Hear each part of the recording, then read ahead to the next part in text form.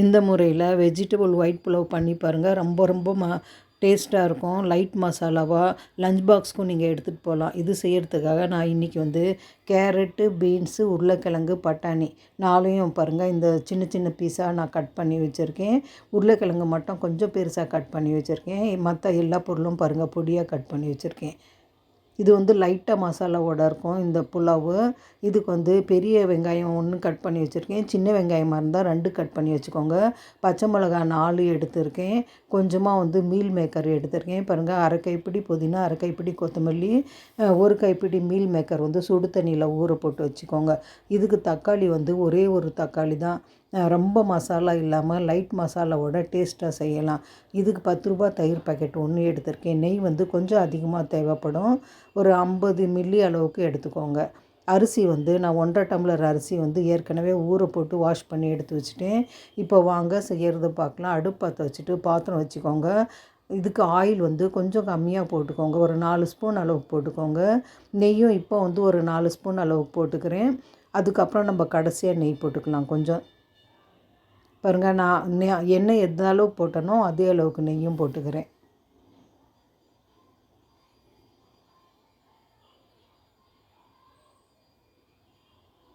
பாருங்கள், இது சூடான உடனே நமக்கு லவங்கம், பட்டை, ஏலக்காய், ஒரே ஒரு ஸ்டார் பூ, அப்புறம் வந்து ஒரு பிரிஞ்சி இலை போட்டுக்கிறேன்.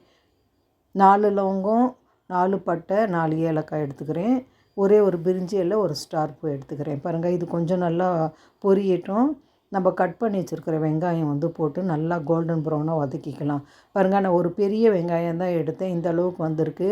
உங்கள்கிட்ட மீடியம் சைஸ் வெங்காயம் இருந்தால் 2ஆக கட் பண்ணிக்கோங்க. நம்ம பிரியாணிக்கு வந்து ரொம்ப கோல்டன் ப்ரௌனாக வதக்குவோம். இதுக்கு அந்தளவுக்கு வதக்க தேவையில்லை. கொஞ்சம் மீடியமாக வதக்குனா போதும். பாருங்கள், அரிசி வந்து நான் வீட்டில் செய்கிற சாப்பாட்டு அரிசி தான், பச்சரிசி எடுத்திருக்கேன். இது வந்து ஒரு அரை மணி நேரத்துக்கு முன்னாடி ஊற போட்டுருங்க. அப்போ தான் இந்த அரிசி வந்து நல்லா சாஃப்டாக வரும். இது ஊறிட்டு இருக்கட்டும். பாருங்கள், வெங்காயம் கொஞ்சம் இந்த அளவுக்கு வதங்கிடுச்சு. இது போதும். இதுக்கு இஞ்சி பூண்டு பேஸ்ட் வந்து 2 ஸ்பூன் அளவுக்கு போட்டுக்கலாம்.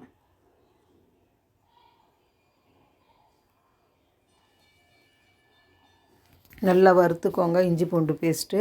இதுக்கு பச்சை மிளகா வந்து 4 நான் போட்டிருக்கேன். உங்களுக்கு நான் வந்து மிளகாத்தூள் எதுவுமே இந்த புலாவுக்கு போட தேவையில்லை. இந்த பச்சை மிளகா காரம் மட்டும்தான். உங்களுக்கு எக்ஸ்ட்ரா வேணுன்னா உங்களுக்கு எவ்வளோ காரம் வேணுமோ அந்த அளவுக்கு போட்டுக்கோங்க. இப்போ பாருங்கள், கொஞ்சமாக வதக்கிட்டோம் பச்சை மிளகாவும். இப்போ வந்து கட் பண்ணி வச்சுருக்கிற வெஜிடபிள்ஸை வந்து தண்ணி வடிச்சிட்டு போட்டுக்கோங்க.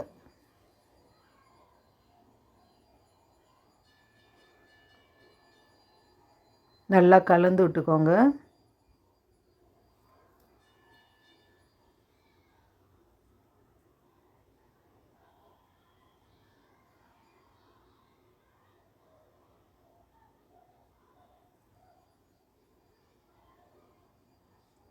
இந்த எண்ணெயிலே கொஞ்சமாக வறுபடட்டும் வெஜிடபிள்ஸு.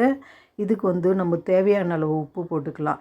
இப்போ வந்து நான் கொஞ்சமாக உப்பு போடுறேன் இந்த காய்க்கு தேவையான அளவு. அப்புறம் நம்ம வந்து கடைசியாக போட்டுக்கலாம். நல்லா கலந்து விடுங்க.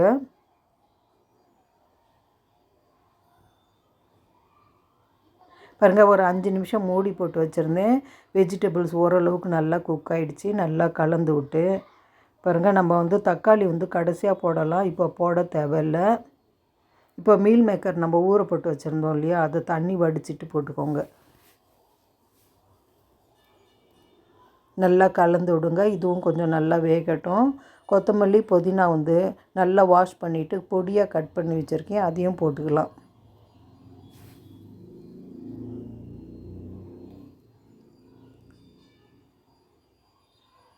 நல்லா கலந்து விட்டுக்கலாம்.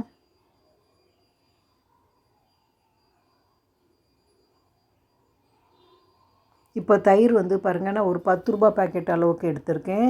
இது முழுசாகவே போட்டுக்கலாம். நம்ம தக்காளி வந்து நான் ஒரே ஒரு தக்காளி தான் போடுறேன். அதுக்காக இதில் வந்து தயிரோட புளிப்பு லாஸ்ட்டாக வந்து ஒரு 1/2 லெமன் அளவுக்கு நான் போட்டுக்கிறேன். தயிர் வந்து நான் முழுசாகவே போட்டுக்கிறேன். அந்த 10 ரூபா பாக்கெட் அளவுக்கு போட்டுக்கோங்க. 1½ டம்ளர் அரிசி எடுத்தேன், அந்த கணக்கு நான் சொல்கிறேன்.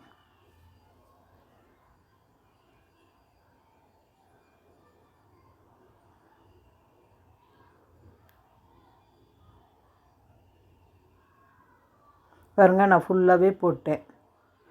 நல்லா கலந்து விட்டுக்கோங்க. இப்போ கொஞ்சம் நேரம் மூடி போட்டு அப்படியே வச்சிடலாம். இதுக்கு மிளகாத்தூளெல்லாம் எதுவுமே தேவையில்லை. தனியாத்தூளும் நான் போடலை பாருங்கள், வெறும் தயிர் மட்டும்தான் போட்டிருக்கேன். நல்லா கலந்து விட்டு பாருங்கள், கொஞ்சமாக காய் வந்து ஓரளவுக்கு நல்லாவே வெந்துடுச்சு.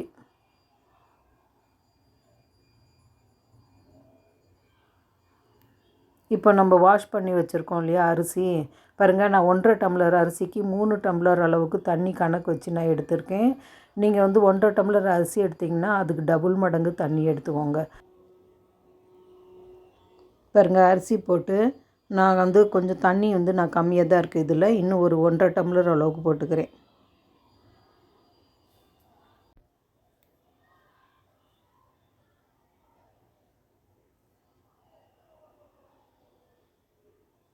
பாருங்கள் இப்போ வந்து நம்ம தக்காளி போட்டுக்கலாம்.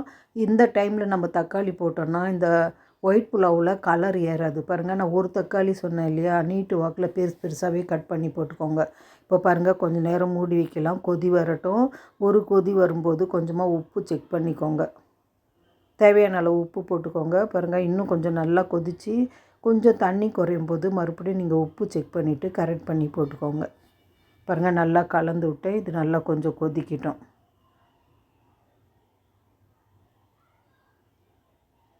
பாருங்கள் நம்ம கடைசியாக தக்காளி போட்டோம் இல்லையா, பாருங்கள் சாதத்தில் எந்த கலரும் வரல, டொமேட்டோ கலரே வரல.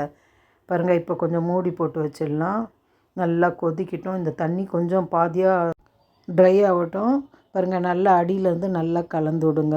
இப்போ லெமன் ஜூஸ் பாதி அளவுக்கு, சின்ன லெமனாக இருந்தால் பாதி லெமன் எடுத்துக்கோங்க.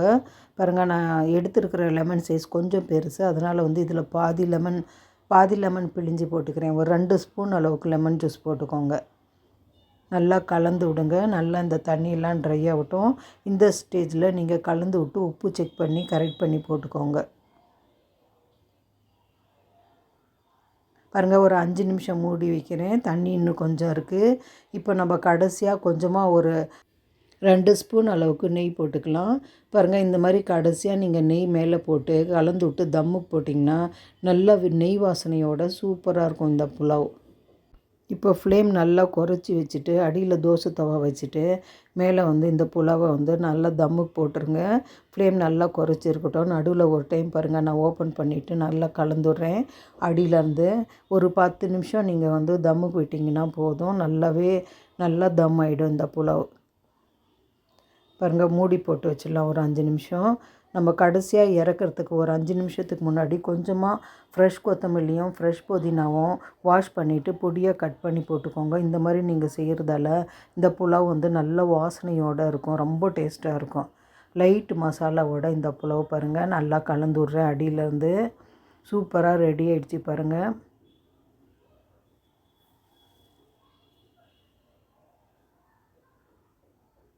உங்களுக்கு பார்க்குறதுக்கே சாப்பிடணும் போல் தோணும். அடுப்பு ஆஃப் பண்ணிவிட்டேன். இப்போ சர்வ் பண்ணுறத பார்க்கலாம். பாருங்கள் புலாவ் வந்து நான் வீட்டில் செய்கிற அரிசியை வச்சு தான் செஞ்சேன். நீங்கள் எந்த அரிசி வேணாலும் எடுத்துக்கோங்க. நீங்கள் எப்படி செஞ்சிங்கனாலும் இந்த புலாவ் வந்து ரொம்ப டேஸ்ட்டாக ரொம்ப சூப்பராக நெய் வாசனையோடு இருக்கும். ரொம்ப சாப்பிட்றதுக்கு லைட் மசாலாவாக எல்லாருக்குமே இந்த புலாவ் பிடிக்கும்.